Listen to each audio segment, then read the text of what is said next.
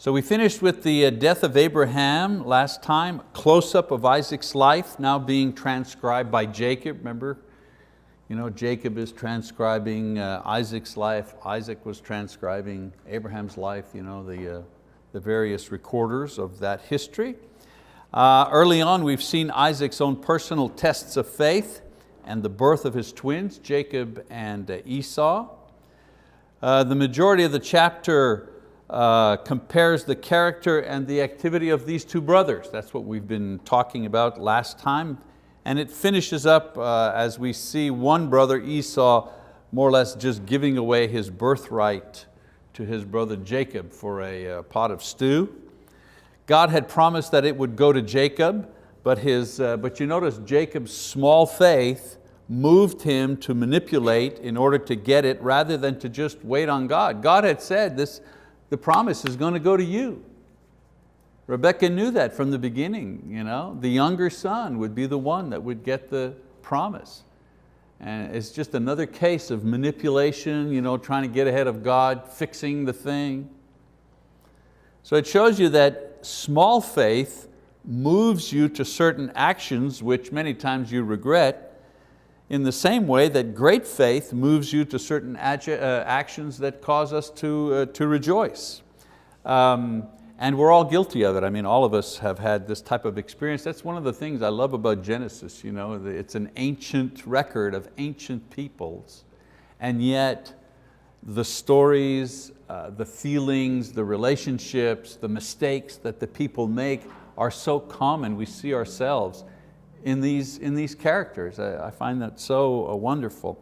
Anyways, this manipulation will cause problems later on, and the next chapters deal with the continued striving with this family over the blessing. Who's going to possess the blessing?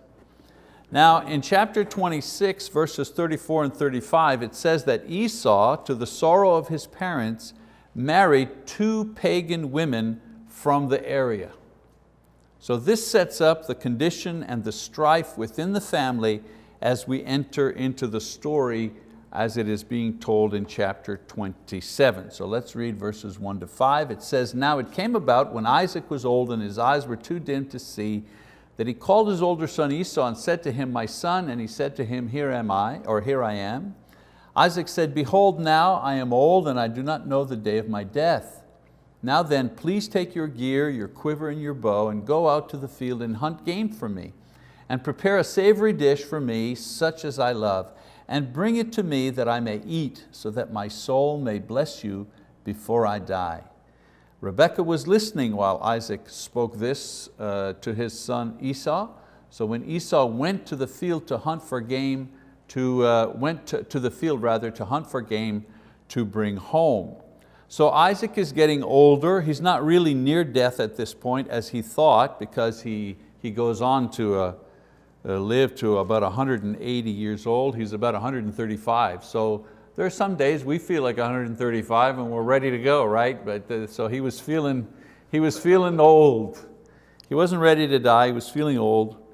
And it was the custom to pronounce the blessing at the time of a feast. And so since Isaac was to bless Esau, it seemed fitting that Esau should provide the feast himself. I'm going to bless you, you prepare the feast. Okay? Some interesting notes about this passage here concerning the blessing, if you kind of look between the lines. First of all, it was done in secret. He was doing it in secret. He didn't bring the whole family together and say, hey, I'm going to confer the blessing. That was a big deal. No, just between him and Esau. Rebekah, it says, only overheard. She wasn't included in this, she overheard it. So it seems that this was not a popular thing that he was going to do. Right. Have you never seen your father say, look, this, between me and you, don't tell your mother. So this is one of these deals. Then Isaac's rebellion. Yes, I said it again, Isaac's rebellion. Despite Esau's unholy behavior, he had married not 1, but 2 pagan women. Despite God's promise to give the blessing to Jacob, which Isaac knew about. Despite Esau's oath to give the blessing to Jacob, despite all of these things, Isaac was determined to give the blessing to Esau anyways. So you add all that up, and that adds up to rebellion. Number 3, the physical blindness. It mentions that he was going blind, and we can understand that, cataracts, things like that. Isaac's physical blindness, however, mirrored his spiritual blindness when it came to favoring this particular son. Again, such a human thing. How many families have we seen where the parents favor a particular child, and I hate to put it in these terms, who's just no good. He or she's the devil's seed, you know what I mean? But that's the one that gets all the favors. So let's keep reading, verse 16. Verse 6 rather, a long passage. It says, Rebekah said to her son Jacob, behold, I heard your father speak to your brother Esau, saying, bring me some game and prepare a savory dish for me that I may eat and bless you in the presence of the Lord before my death. Now therefore, my son, listen to me as I command you. Go now to the flock and bring me 2 choice young goats from there, that I may prepare them as a savory dish for your father, such as he loves. Then you shall bring it to your father, that he may eat, so that he may bless you before his death. Jacob answered his mother Rebekah, behold, Esau my brother is a hairy man, and I am a smooth man. Perhaps my father will feel me, then I will be as a deceiver in his sight, and I will bring upon myself a curse and not a blessing. But his mother said to him, your curse be on me, my son. Only obey my voice and go, get them for me. So he went and got them and brought them to his mother, and his mother made savory foods such as his father loved. Then Rebekah took the best garments of Esau, her elder son, which were with her in the house, and put them on Jacob, her younger son. And she put the skins of the young goats on his hands and on the smooth part of his neck. She also gave the savory food and the bread which she had made to her son Jacob. So in this passage we see Rebekah, Isaac's wife, she devises a plan where she would cook the food. Now, right away you're thinking, it seems that Isaac's love for game food was not that great, since he couldn't tell the difference between game and goat. So maybe he just favored the son. In addition, she plans to have Jacob serve it in disguise. Again, neither she nor Jacob, notice, are rebuked. God doesn't rebuke them for this. The plan was deceitful, but the purpose was right. Right? They were trying to do the right thing, but they were doing it in the wrong way. Right? So God doesn't support deceit. The trouble that they were allowed to suffer for this in the future shows that.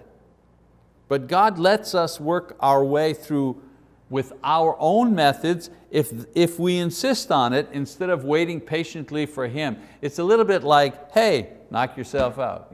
If you just wait, I'm going to take care of this. But if you want to go ahead and try to manipulate the situation, go ahead, you'll see what happens. And they found out what happens. We'll see the results of their scheme a little later on. So Jacob is hesitant, but Rebekah convinces him that her food and a disguise of Esau's clothing with this particular smell and animal skins sewn to his collar and wrists would be able to fool Isaac.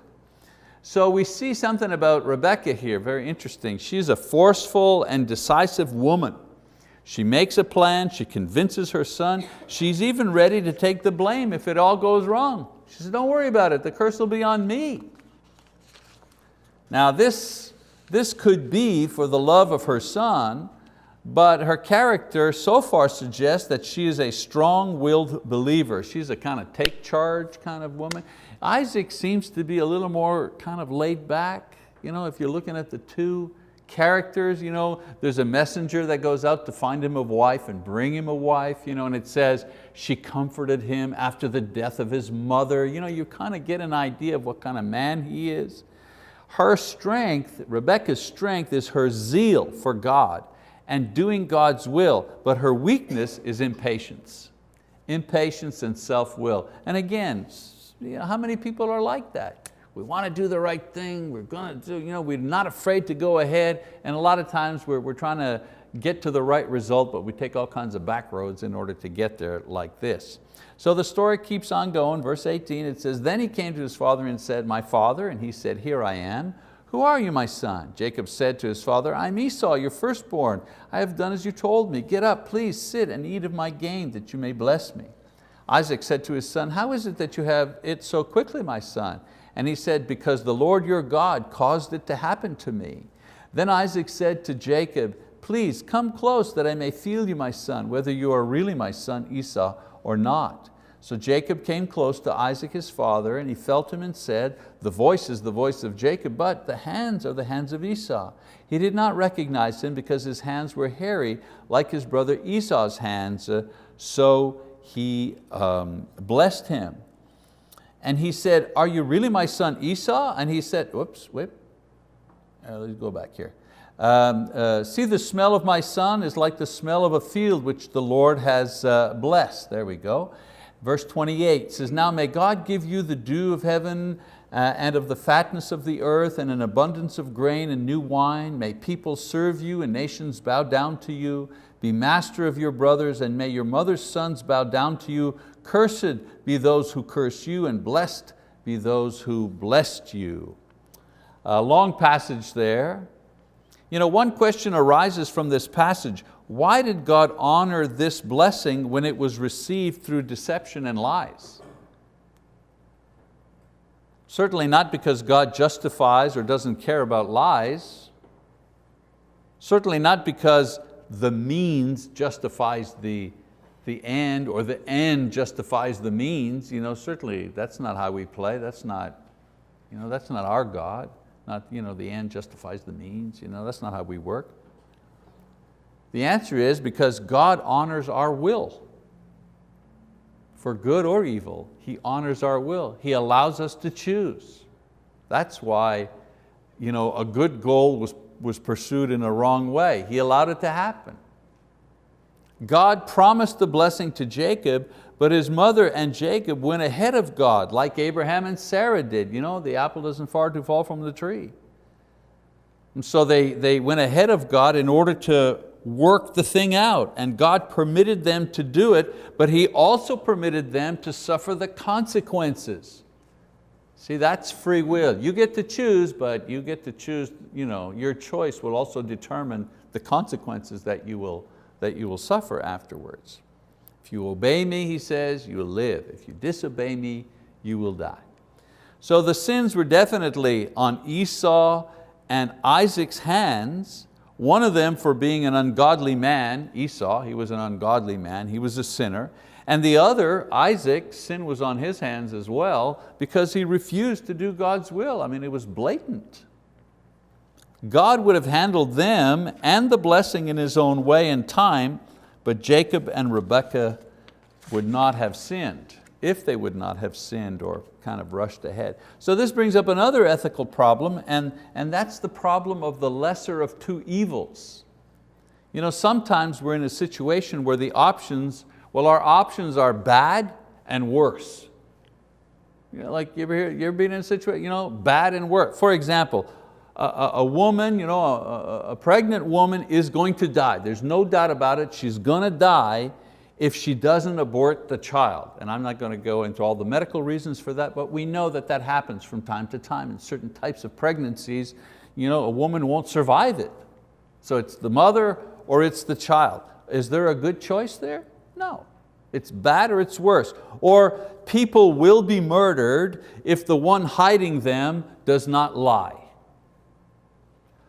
Or 10 people are deadly ill with a terrible disease, but there are only 5 vaccines available. No good choices here. So the Bible also shows example of people who had to break one of God's commands in order to obey another. For example, the Hebrew midwives who disobeyed civil authority. The king's edict was to kill the male children. Well, they disobeyed that in order to save the Jewish babies.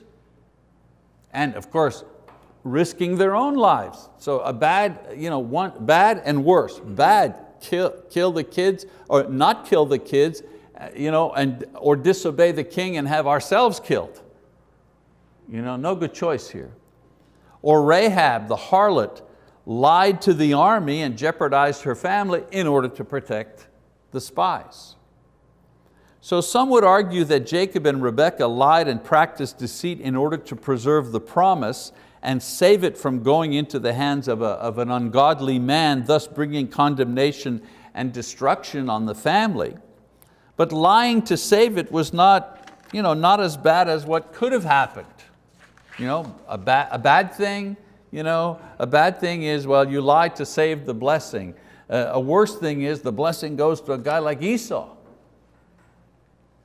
But in the end, whether one suffers in waiting for God to intervene, or one intervenes by choosing the lesser of two evils, the one thing that these situations bring about is the necessity for God's grace to save us in every situation. Okay? For those who wait, they wait for God's grace to save them. For those who make bad choices, they need God's grace to cover their sins in order to save them. It's always the same thing. A lie, even if done to save, is still a sin, and it requires God's grace. The woman, let's say, the woman and her husband, they decide we're going to abort the child because for whatever reason, we have other children, I can't let go of my wife, blah, blah, blah, blah, blah. But in the end, a living being is going to be killed on purpose. There's no right thing here.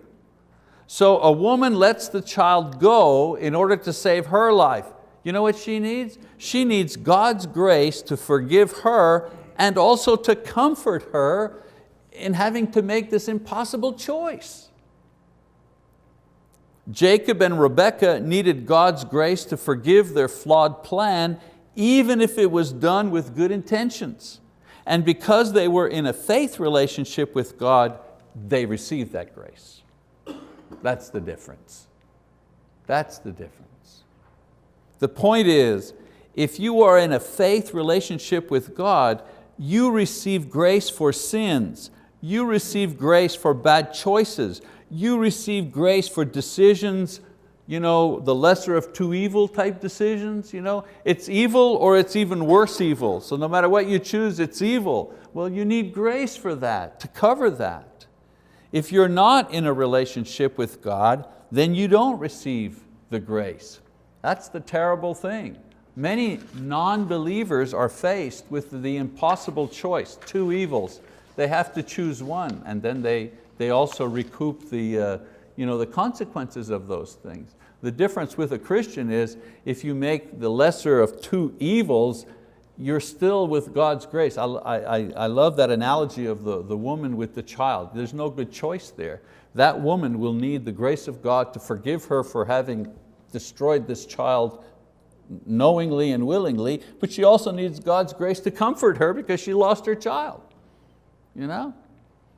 So in the final verses of this section, Isaac gets to the heart of the matter by giving away the blessing. First, he blesses him for physical and worldly things, prosperity and so on and so forth. And then the blessing of God regarding superiority, protection, and the fact that he would be blessed by others and he would be a blessing to them. So despite the rebellion of Isaac, the worldliness of Esau, because Esau knew the blessing was promised to Jacob and that he had sold it to him himself, he was still ready to accept it. Esau, this is not a good guy, this is not an honorable guy. He gave his word, he gave away the blessing. The minute his dad said, I'm going to give you the blessing, what he should have said, well, Dad, I'm sorry to say, I apologize, but I gave it away to Jacob. One day I was hungry, he tricked me or something. No. He just said, sure, bring it on. So let's take a look at verse 30 to 33, continue the story.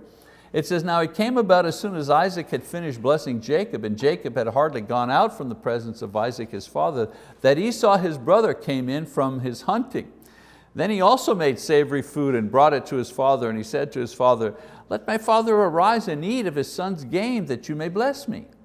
Isaac his father said to him, who are you? And he said, I'm your son, your firstborn, Esau.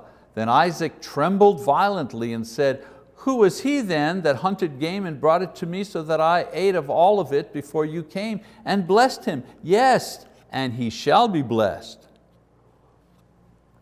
So Isaac and Esau learn of Jacob and Rebekah's deceit.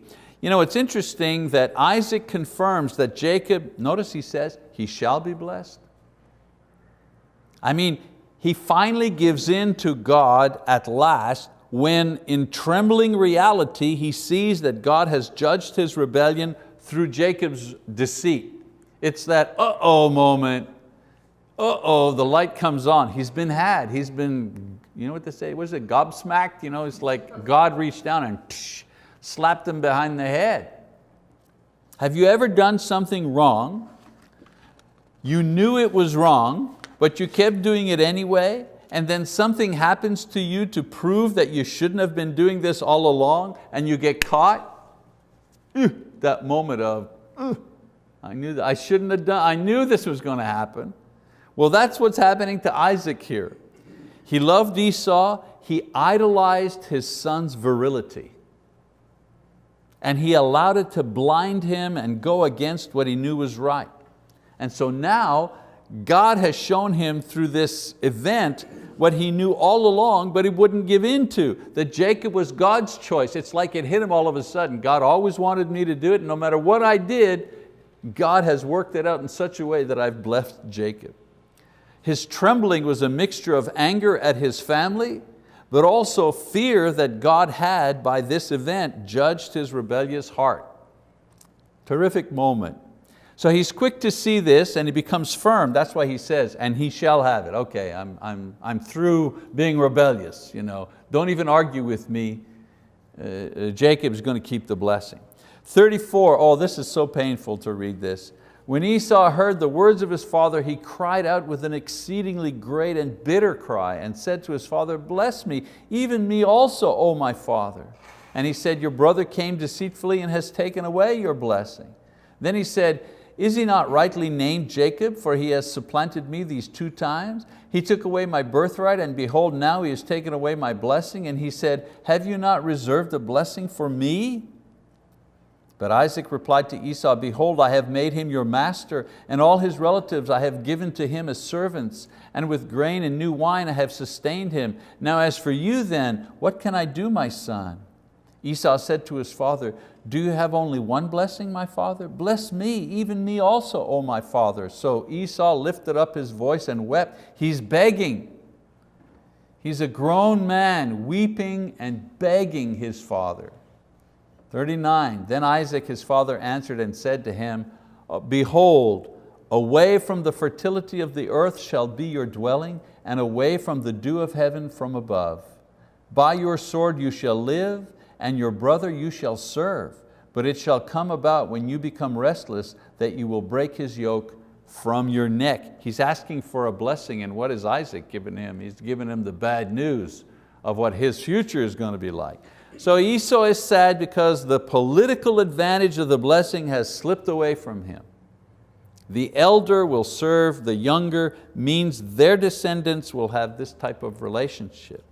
He begs for a blessing. Since Jacob took it by deception, he figures it doesn't count. The blessing you gave him, really? That doesn't count, that was just for show. So Isaac refuses, and instead he gives a prophecy concerning Esau, that he'll dwell in rocky places, be at war, have a brief time of respite. Interesting, as you study further along in the Bible, Esau's descendants, called the Edomites,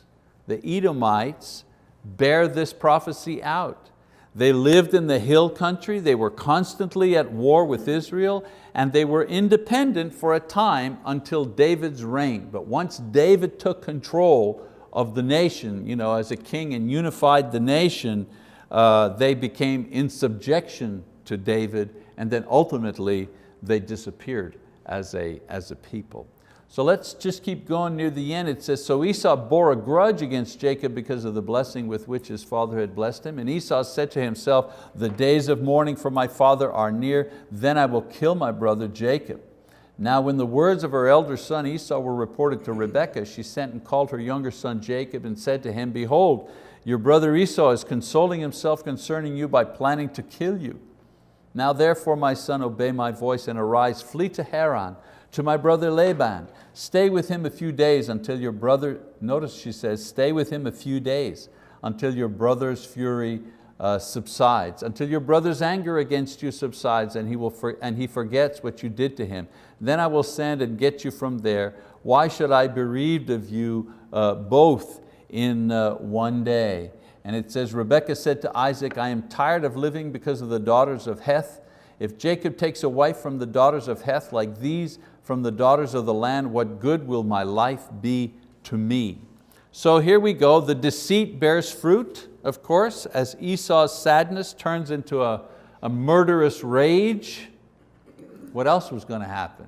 The guy's a hunter, instruments of death. So Rebekah decides to send Jacob to her relatives to live while Esau calms down, also to prevent him from marrying the pagan women like Esau did. But notice her character shines forth. The thing blows up, but she has a plan. All right, here's what we're going to do. You're going to leave, you're going to go there. I'm going to call my brother, he's going to take care of you. You'll just be gone a few days. No, that's not how it worked out, right? But she's a planner, this woman. Of course, she's planning on Esau to kind of cool down, and we find out that eventually he does, but it'll be 20 years before Jacob returns, and this will be the last time that Rebekah will see him. She will be dead before he comes back. So her favorite son, she made a plan for him, she tried to save him, and so in a sense, lost him. All right, so next time we're going to talk about Jacob and his travels, continue with the story. There's object lessons galore here in this episode. I've just, you know how I do, a couple of application lessons here. First one is we need God's grace for everything. We think we need God's grace only when we do something wrong, but without His grace, we couldn't even exist. Grace is what brings us into being. Grace provides for all of our needs. Grace permits us to continue to exist despite the fact that we're imperfect in every single way. I don't know about you, but one of my prayers is, God, could I ever just do one thing that is just absolutely perfect and right? No fly in the ointment, no. And sometimes we do, right? Sometimes we say exactly the right thing at the right moment to the right person with the right intention, and so it happens, and it's such a wonderful moment, isn't it? But boy, it doesn't happen a lot. It doesn't happen a lot. So from morning till night and all through the night, we need God's grace to sustain us when we do wrong and when we do right, but we do it even imperfectly.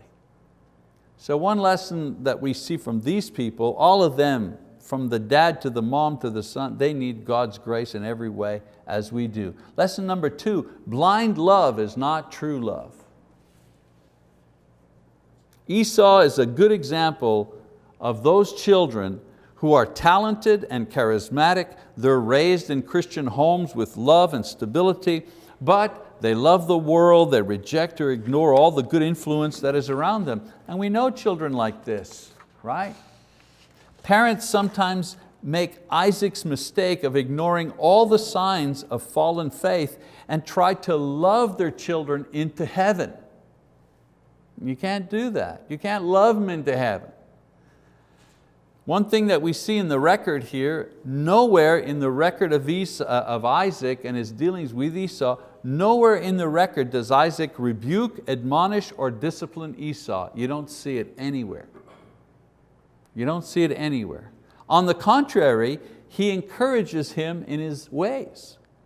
So blind love is not true love. True love takes the good and the bad for what it is and deals with both the good and the bad in an appropriate manner. In other words, true love lifts up and encourages and reinforces the good, and true love also calls out the bad. I love this about you and so and so and so forth, but this here, this is wrong.